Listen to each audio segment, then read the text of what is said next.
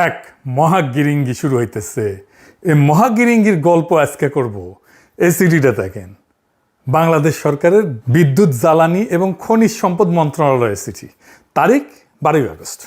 দেখেছেন, এবছর ঘটনা শুরু হয়েছে তার আগের দিন 11 আগস্ট পররাষ্ট্র মন্ত্রণালয় বিদ্যুৎ বিভাগকে একটা চিঠি পাঠায়।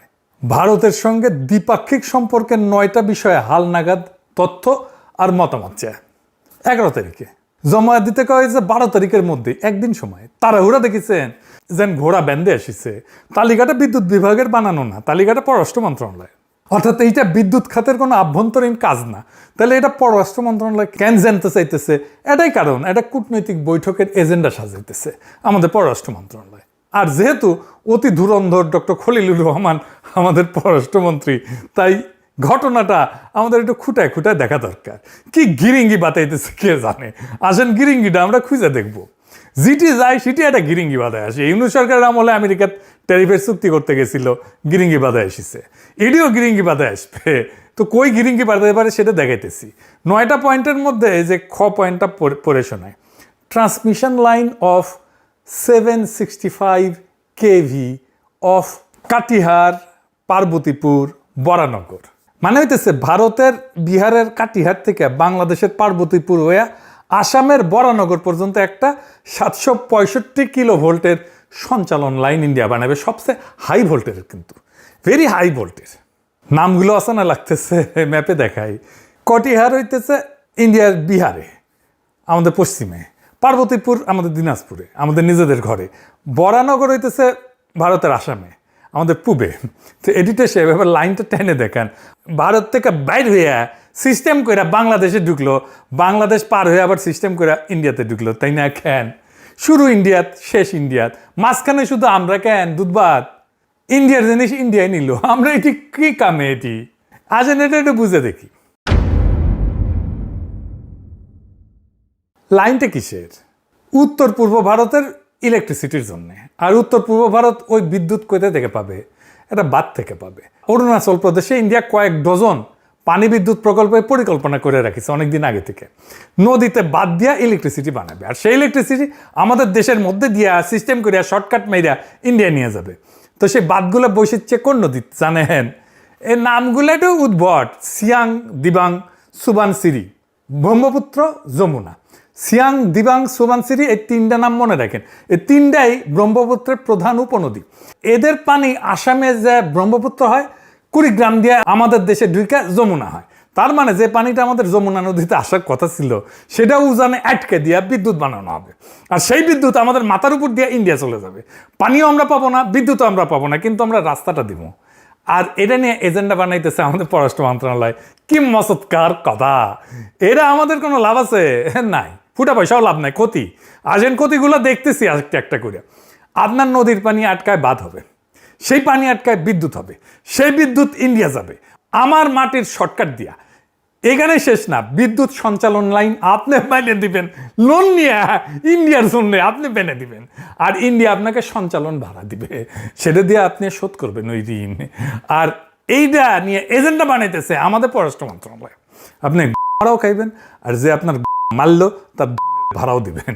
যাওয়ার আমার একটা লিমিট থাকে। তো আর একটা জিনিস আছে, বাংলাদেশের ভিতর দিয়ে লাইন নিয়ে যাওয়ার পারমিশন পেলে ইন্ডিয়ায় প্রকল্পের ফান্ডিংও পাবে। এখন ফান্ডিং পাইতেছে না, মানে আমরা সাইন করলে সে টাকা পাবে এই প্রকল্প করার জন্য। পুরা বিষয়টা আমি একটু ইতিহাস খুলে বলি, তাছাড়া পরিষ্কার হবে না, ধুনপুন বুঝাবি তাছাড়া। আসেন আল্লাহর নামে শুরু করি। প্রথমে দেখি ও নিজের মধ্যে দিয়া, নিজের দেশের মধ্যে দিয়া নেয় না কেন? নিজের ইলেকট্রিসিটি বানাবে, নিজের দেশের মধ্যে দিয়ে সঞ্চালন লাইন বানাবে, কেন করে না? কারণটাই ম্যাপের মধ্যে আছে। ভারতের মূল ভূখণ্ড আর তার উত্তর পূর্বের 8 রাজ্যকে জোড়া লাগিয়ে রাখছে একটা মাত্র সরু ফালি জমি। আমরা এটা জানি, এটা চিকেন লেগ বলে, শিলিগুড়ি করিডোর বলে। এটা চাপা ধরলে ইন্ডিয়ার অবস্থা খারাপ, আমরা এটা জানি। সবচেয়ে সরু জায়গার প্রস্থটা হইতেছে 22 কিলোমিটার। ইন্ডিয়া ওই পথে লাইন নিতে পারে, নিচেও পাওয়ার গ্রিড কর্পোরেশন ওই পথ দিয়া উত্তর পূর্বে বিদ্যুৎ সরানোর করিডোর বানাইছে। তো এটা নিতেছে না কেন? এরা কেন কান্নি মেরা শর্টকাট নিয়ে বাংলাদেশের মধ্যে দিয়ে নিবে? কারণ 2টা জিনিস আছে, খরচা আর ঝুঁকি। ইন্ডিয়ার 2টাতেই ভয়। এক খই ওরা 2 কামড়ে খায়, কিপটার কিপটা। আর ঝুঁকি থাকলে কাপড় নষ্ট করে ফেলে। খরচার ঝুঁকি কি কি? আসেন সেটা একটু বুঝে দেখি। বাংলাদেশের ভেতর দিয়ে গেলে লাইনটা মাত্র 117 কিলোমিটার যাবে। শিলিগুড়ি ঘুরে গেলে কয়েকশো কিলোমিটার হবে। প্রত্যেক কিলোমিটারে তো টাওয়ার বসাইতে হবে, তাই না? তার লোহা লক্কর লাগবে, জমি লাগবে, তার লাগবে, এগুলো সব বেশি বেশি লাগবে। লাইন টানতে খরচা লাগবে। তাই আমাদের দেশটা ওদের ম্যাপে একটা শর্টকাট। দুই হইতেছে জায়গা। ওই 22 কিলোমিটারের ভিতর দিয়ে অনেক কিছু নিছে ওরা। রেল লাইন নিছে, মহাসড়ক নিছে, জাতীয় মহাসড়ক নিছে, তেল গ্যাসের পাইপ লাইন গেছে, সামরিক চলাচল আছে, আর লাখো মানুষের ঘর বসতি তো আছেই। একটা 765 কিলোভোল্টের লাইন মানে শুধু কয়েকটা খুঁটি না কিন্তু। ইন্ডিয়ার বিদ্যুৎ মন্ত্রণালয় ওদের নিজেদের হিসাবে ওরা বলছে যে 765 কিলোভোল্ট লাইনের জন্য টাওয়ারের নকশা অনুযায়ী 64 থেকে 85 মিটার চওড়া একটা করিডোর লাগবে। ওই জমিতে কিছু আপনি নির্মাণ করতে পারবেন না, গাছও লাগানো যাবে না। তার মানে দিনাজপুর নীলফামারীর 2-3 হাজার একরের বেশি জমি, এর উপরে স্থায়ীভাবে ঘর তোলা, গাছ লাগানো, এটার উপরে নিষেধাজ্ঞা বসবে।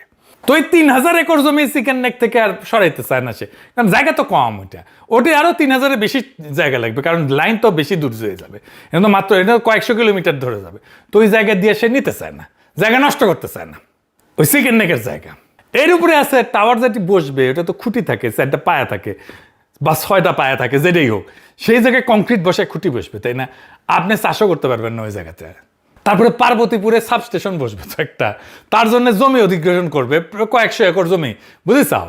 এইবার ফিরে আসি ওই যে অরুণাচল প্রদেশে বাঁধ, যেটি বাঁধ দিবে, যেটি থেকে বিদ্যুৎ আসবে। এই অরুণাচলে বাঁধের পরিকল্পনা করে রাখছে বছরের পর বছর, বানাইতে পারতেছে না কেন? এইটি আছে যে ফান্ডিং পাইতেছে না। এই বিষয়টা এটা বুঝে দেখি। কারণ টাকা, আগেই তো কইছি, একটা বড় পানি বিদ্যুৎ প্রকল্প মানে কয়েক বিলিয়ন ডলার লাগবে। টাকা আসবে কোত্থেকে? ব্যাংক থেকে আসবে, উন্নয়ন সংস্থা থেকে আসবে, লোন দিবে বা বন্ড মার্কেট থেকে নিবে। যে কোনো ঋণদাতা টাকা ছাড়ার আগে 3টে প্রশ্ন করবে। 1, এই বিদ্যুৎটা কে কিনবে? 2, বিদ্যুৎটা কোন লাইন দিয়ে ক্রেতার কাছে যাবে? 3, সেই লাইনটা আছে নাকি বানানো লাগবে? এই 3টার উত্তর না থাকলে প্রকল্পটার টাকা আসবে না। কাগজে যতই সুন্দর হোক, টাকা পাবে না। এখন এদের অরুণাচলের হিসাবটা দেখেন। অরুণাচল এই প্রদেশের জনসংখ্যা কত জানেন? খুবই সামান্য, 15 লাখ। আমাদের এটা উপজেলার চেয়েও কম। পুরা উত্তর পূর্ব ভারতের চাহিদা মিলায় ওই অঞ্চলে 10-20 হাজার মেগাওয়াট বিদ্যুৎ খরচ হওয়ার কোনো উপায় নাই। তাহলে বিদ্যুৎটা বিক্রি হবে কোথায়? ভারতের মূল ভূখণ্ডে, উত্তর পশ্চিমে, দক্ষিণে। আর সেখানে নিতে লাইন লাগবে। আর সেই লাইনটার রাস্তা কোথায়? ওই রাস্তাটা আমাদের ভিতর দিয়ে, বুঝেছাও? মানে ওই বাঁধগুলো আজকে যে বানানো হইতেছে না, তার একটা বড় কারণ হইলো বাংলাদেশ এখনো পারমিশন দেয়নি এই লাইনের। পারমিশন দিলেই ফান্ডিং, কারণ কই দেওয়া যাবে সেটার উত্তর পেয়ে গেল। আর ওই লাইনটা কে বানাবে সেটাও বাংলাদেশ বেনে দিবে, বুঝেছাও? ফান্ডিং পেয়ে যাবে। ফান্ডিং পেলে দমাদম মাস ক্যালেন্ডার করে প্রজেক্ট করে ফেলবে কয়েক বছরের মধ্যে। তাহলে সে কি পাইতেছে বাংলাদেশের কাছে? 1 নাম্বার, প্রকল্পের ফান্ডিং পাইতেছে। এটা নির্ভর করতেছে বাংলাদেশ লাইন দিতে রাজি কিনা, তাই না? 2 নাম্বার, এই লাইন বাংলাদেশ নিজে ঋণ করে বানাই দিবে ইন্ডিয়ার জন্য, বুঝেছাও? 3 নাম্বার, ব্রহ্মপুত্র নদীতে সে বাদ দিবে। আমরা কোনো কিছু কইতে পারবো না, কারণ ওই নদীতে বাদ দিয়া যে কাম করা হবে সেটার পার্ট বাংলাদেশ। কি শিখনা বুদ্ধি দেখেন! নিজের নদী মাইরা বিদ্যুৎ বানাবে, সেই মরণ প্রকল্পের অংশ হইতেছে বাংলাদেশ। বাংলাদেশ তার 2 থেকে 3 হাজার একরের উপরে বেশি জমিতে কোনো নির্মাণ কাজ করতে পারবে না। সব লাভ ইন্ডিয়ার, আমার পুরাই ক্ষতি, কোনো লাভ নাই। তো এই লেফট রাইট কিন্তু আজ শুরু হয় নাই, সে হাসিনার আমলে শুরু হয়েছিল। কেমনে? এটা আর একটু বুঝে দেখি। তার আগে একটা জিনিস একটু বুঝে নেন, কারণ এটা পরে লাগবে কাজে, আমাদের নানা সময় রেফারেন্স আসবে। বাংলাদেশ আর ইন্ডিয়ার মধ্যে বিদ্যুৎ খাত নিয়ে 2টা স্তরে আলোচনা হয়। একটা নিচের স্তরে জয়েন্ট ওয়ার্কিং গ্রুপ, সংক্ষেপে ZWG। এইখানে টেকনিক্যাল লোকজন বসে, মানে ইঞ্জিনিয়ার বসে, কর্মকর্তা বসে। উপরের স্তরে হচ্ছে জয়েন্ট স্টিয়ারিং কমিটি, JSC। সেইখানে সচিব পর্যায়ে সিদ্ধান্ত হয়, মানে নিচের ঘরে টেকনিক্যাল আলোচনা হয়, প্রশ্ন ওঠে, উপরের ঘরে ফয়সালা হয়, পলিটিক্যাল ফয়সালা হয়। এই কথাটা মাথায় রাখেন। তো 7ই মার্চ 2020 18তম ZWG এর বৈঠক হইতেছে। বাংলাদেশের পক্ষে আনুষ্ঠানিকভাবে বলছে যে 2030 সাল পর্যন্ত বাংলাদেশের এমন কোনো অতিরিক্ত বিদ্যুৎ আমদানির প্রয়োজন নাই যা দিয়া এই ইন্টারকানেকশন লাইন নির্মাণকে যৌক্তিক বলা যায়। হাসিনা সরকার বলতেছে 2030 সাল পর্যন্ত প্রয়োজন নাই। তাইলে কি ধরে নিতে হবে হাসিনা সরকারের দরকার ছিল না? তারেক রহমান সরকার বিদ্যুৎ নিয়ে বেড়াছাড়া করে ফেলছে, এই জন্য এটা নিয়ে আগাইতে চাইতেছে। আছে আরো আছে। হাসিনার টেকনিক্যাল লোকেরা এই প্রকল্প নিয়ে কি বলছিল? ইন্ডিয়ারে বলছিল, তারা বলছিল যে এই সঞ্চালন ব্যবস্থা ভবিষ্যতে উত্তর পূর্ব ভারতের জল বিদ্যুৎ প্রকল্পের কাজে ব্যবহৃত হইতে পারে। বাংলাদেশ যেহেতু ভাটির দেশ, বিষয়টা যৌথ নদী কমিশনে আলোচনা হওয়া দরকার। শুধু ওইটুকু না, তারা একটা ডেটা শেয়ারিং চুক্তির প্রস্তাব দিছিল, হাইড্রোলজিক্যাল স্টাডি চাইছিল, পানি মডেলিংয়ের স্টাডি চাইছিল, পরিবেশগত সামাজিক প্রভাবের মূল্যায়ন চাইছিল, আর এই বিদ্যুৎ লাইনের নিরাপত্তা রক্ষণাবেক্ষণ নিয়ে প্রশ্ন তুলছিল। এরা হাসিনা সরকারের নিজের প্রতিনিধি দল, ওই সরকারের বেতনভুক লোক। ইন্ডিয়ার সঙ্গে সম্পর্ক যখন সবচেয়ে ঘনিষ্ঠ, তখনকার এরা ঠিক জিনিসটা ধরে ফেলছিল। তারের সঙ্গে বাঁধের সম্পর্ক, বাঁধের সঙ্গে নদীর সম্পর্ক, নদীর সঙ্গে দেশের সম্পর্ক, এটা ধরছিল, বুঝছিল, কাগজে তুলছিল। 5 বছর আগে বাংলাদেশ সরকার সেটা বৈঠকের টেবিলে বলে আসছিল। এর 2 দিন পরে 23শে জানুয়ারি 2021 জেএসসির মিটিং, মানে ওই উপরের ঘরের মিটিং হইতেছে। ইন্ডিয়া এখানে ঝাড়া অস্বীকার করলো, বললো এই কটিয়ার পার্বতীপুর বরানগর লাইনের সাথে কোনো নির্দিষ্ট জলবিদ্যুৎ প্রকল্পের কোনো সম্পর্কই নাই। এই সঞ্চালন ব্যবস্থার সাথে ভাটি উজানের কোনো প্রশ্নই জড়িত না। কই না তো, আমরা তো ভালো ছেলে, আমরা এসব করি না। নদীতে আমরা বার্তা দিই না, কোনো গবেষণা না, কোনো নথি না, কোনো প্রমাণ না, শুধু একটা বাক্য আমাদের বিশ্বাস করে নিতে হবে, কারণ কর্তা কইছেন। এই প্রকল্পের সাথে পানি বিদ্যুৎ প্রকল্পের কোনো সম্পর্ক নাই। আর তারপর এই ডেটা শেয়ারিং এর প্রস্তাব আসছিল, সেটা বাদ। হাইড্রোলজিক্যাল স্টাডির প্রস্তাব আসছিল, সেটা বাদ। যৌথ নদী কমিশনে নেওয়ার প্রশ্ন আসছিল, বাদ। ঠিক হইল, বাংলাদেশ শুধু নিজের ভূখণ্ডের ভিতরে সামাজিক আর পরিবেশগত প্রভাব দেখবে। 8-10টা সাধারণ সঞ্চালন লাইনের মতো যেন এটা ঢাকা শহরের ভিতরের একটা বিদ্যুতের খুঁটি বসাইতেছে। 48 ঘন্টার মধ্যে বাংলাদেশের এক্সপার্টরা নিজেদের তোলা সবচেয়ে গুরুত্বপূর্ণ প্রশ্নটা টেবিল থেকে হাওয়া কইরা দিল।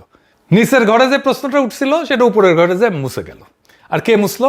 আমরা নিজেরাই। কারণ ওই বৈঠকে বাংলাদেশের পক্ষে বসেছিল বাংলাদেশেরই লোক, আমলারা। কিন্তু ইন্ডিয়া ওই দিন যা বলছিল যে এটার সাথে কোনো জল বিদ্যুতের কোনো সম্পর্ক নাই, এটা কি সত্য ছিল? হর্ষবর্ধন সিংলা, জানেন তো, আমাদের দেশে রাষ্ট্রদূত ছিল ইন্ডিয়ার। সে ইন্ডিয়ার সাবেক পররাষ্ট্র সচিবও ছিল, ঢাকায় ভারতের সাবেক হাই কমিশনার। আমরা জানি ভারতের G20 সভাপতিত্বের প্রধান সমন্বয়ক।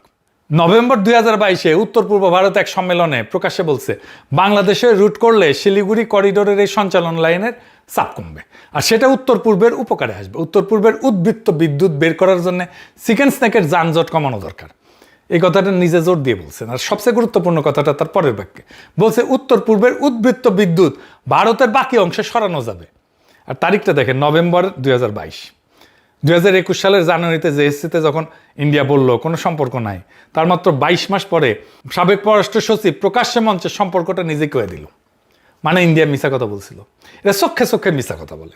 আর এটা প্রমাণ, 2023 খুলনা জেএসসির বৈঠক হইতেছে।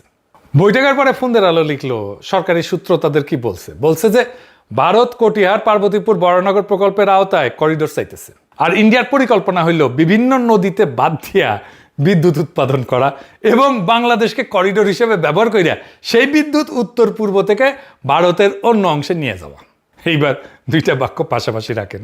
আনুষ্ঠানিক বৈঠকের নথিতে রেকর্ডে কইতেছে এইটার সাথে পানি বিদ্যুতের কোনো সম্পর্কই নাই, উজান ভাটির কোনো সম্পর্কই নাই, তাই না? আর সাংবাদিকদের কাছে কইতেছে এটাই উদ্দেশ্য। জাউরমে দেখেছেন কোনটা সত্যি রে মাদারচোদ? আমি তো কোনো ষড়যন্ত্র তত্ত্ব দিইনি, তো আমি কোনো বানানো কিছু বলি নাই। তো ইন্ডিয়ারই 2টা প্রকাশিত বক্তব্য পাশাপাশি রাখছি, 2টাই ভারতীয় পক্ষের, আর 2টাই পরস্পর বিরোধী। 2টা একই সাথে সত্য হইতে পারে না। তো আমাদের আর কি সর্বনাশ হবে প্রকল্পে, ভয়ানক সর্বনাশ হবে, সেটাও বুঝে দেখা দরকার। আমেরিকার সেন্টার ফর নেভাল অ্যানালাইসিসের একটা গবেষণা আছে, সেখানে বলা হয়েছে শুষ্ক মৌসুমে বাংলাদেশের নদীর পানির 75% আসে ব্রহ্মপুত্র থেকে। শুষ্ক মৌসুমে, কথাটা খুবই গুরুত্বপূর্ণ। এখানে আসল ব্যাপার, বর্ষায় পানি তো সবার আছে, আমাদের তো উদ্বৃত্ত পানি, বর্ষায় বেশি পানি আসে, বন্যা হয়। বর্ষায় আমাদের সমস্যায় পানি বেশি, কিন্তু জানুয়ারি থেকে মে যখন বড় ধান হয়, যখন সমুদ্র থেকে লবণ ভিতরে ঢুকতে শুরু করে, যখন নদীতে নৌকা আটকায় যায়, তখনকার 3/4 পানি একটা নদী থেকে আসে, মাত্র একটা নদী। বাংলাদেশে প্রয়োজনের 3/4 পানি আসে একটা নদী থেকে। কোন নদী? ব্রহ্মপুত্র। এবার আমাদের 3টা বড় নদী পাশাপাশি রাখেন। গঙ্গা, এটা উজানে ফারাক্কা বৈশা আছে 50 বছর ধরে, পানি আটকায়। পদ্মা মরে গেছে, ধুধু বালুচর। তিস্তা উজানে গজলডোবা বাঁধ, কি অবস্থা সেটা, শুধু ধুধু বালুচর। ব্রহ্মপুত্র উজানে এখনো কোনো বড় নিয়ন্ত্রণ কাঠামো বৈশা নাই, বার্তা এখনো দেয় নাই। 3টার মধ্যে 2টা চলে গেছে। ব্রহ্মপুত্র আমাদের শেষ নদী, আর 3টার মধ্যে সবচেয়ে বড়টাও এইটা। গঙ্গা গেছে, তিস্তা গেছে, তবু দেশটা টিকে আছে কারণ ওই 75% পানি আসতেছে ওই একটা নদী থেকে, এখন আসতেছে। যা হারাইছি সেটার হিসাব আমরা জানি। এইবার যেটার উপর হাত পড়ছে ওইটা হারাইলে হিসাব করার মতো আর কিছু থাকবে না। ওই নদী মাইরা বিদ্যুৎ বানাবে, আর সেই বিদ্যুৎ টাইনে নেবে আমার মাটির উপর দিয়া, আর সেই মাটির উপর দিয়ে টাইনে নেওয়ার খরচটাও আমাকে ঋণ করে বানাই দিতে হবে। ওরে জুলুমের কোনো সীমা পরিসীমা নাই। এবার আসেন এই প্রকল্প নিয়ে কি গিরিঙ্গি করতেছে খলিলুর রহমান, সেটা দেখি। 19 জুলাই 2024 22তম জেডাব্লিউজি বৈঠক। আমাদের কাছে এটার সিদ্ধান্তগুলো আসছে। এইটা সাহেব দেখেন, পুরা কাগজ আছে আমাদের কাছে। করলে রাজস্থানে হইতেছে মিটিং। এই তারিখটা মনে রাখেন, 19 জুলাই 2024। দেশে তখন কি হইতেছিল? ইন্টারনেট বন্ধ, রাস্তায় গুলি, কারফিউ, আর রক্তারক্তি মাইরে সাফা করে ফেলতেছে হাসিনার পুলিশ আর হাসিনার ছাত্রলীগ যুবলীগ। আর ওই দিন বন্ধ দরজার পিছনে এই হাসিনা সরকার, যার আয়ু তখন মাত্র 3 সপ্তাহ নাই, যার কোনো ম্যান্ডেট অবশিষ্ট নাই, সে তার শেষ উপহার ইন্ডিয়ারে দিল। বাংলাদেশের ভূখণ্ডের উপর দিয়া ভারতের সঞ্চালন লাইন বসানো সম্মতি দিয়ে দিল। ব্রহ্মপুত্রের লাশ দাফন হইয়া গেল। কিন্তু এরপরে জুন 2025 অন্তর্বর্তী সরকার এই প্রকল্প বাতিলের সিদ্ধান্ত নেয়। হাসিনা আমলের সিদ্ধান্ত বাতিল। 12 আগস্ট 2026 এই মাসে এসে এই চিঠি বিদ্যুৎ বিভাগের তালিকায় ওই 765 কেভি লাইন আবার ফেরত আসতেছে। ওই কবরে আবার চাপা দেওয়া হইতেছে মাটি। কেন? কার জন্যে? ইউনূস সরকার বাতিলের সিদ্ধান্ত নিছে। এটা নিয়ে আর আলাপ কি? চিঠিটা একটা জিনিস নিশ্চিতভাবে প্রমাণ করে, ফাইলটা এখনো খোলা আছে, এটা বন্ধ হয় নাই। যে ফাইলটা 1 বছর আগে বন্ধ করা হয়েছিল সেটা আবার টেবিলে। আর সেই কারণে আজকে আমার একটাই প্রশ্ন, এই প্রশ্নের উত্তর সরকারকে দিতে হবে। জুন 2025 যে বাতিল সিদ্ধান্ত না হয়েছিল সেটা কি বহাল আছে, নাকি ওটা বাতিল করে দেওয়া হয়েছে? হ্যাঁ নাকি না? এক শব্দের উত্তর জাতি জানতে চায়। এর মানে কি এই যে উপরে খুব ইন্ডিয়া বিরোধী আর তলে তলে টেম্পু চালান, বাইরে বলেন হরতাল, আর প্রধানমন্ত্রীকে বলতেছে আমরা বিশ্বাস করি এই ফাইলটা এখন আপনার টেবিল পর্যন্ত পৌঁছায় নাই, কারণ ক্ষমতায় আসার আগে নদীর প্রশ্নে আপনি যে অবস্থান নিয়েছিলেন এই সিদ্ধান্ত তার সম্পূর্ণ উল্টা।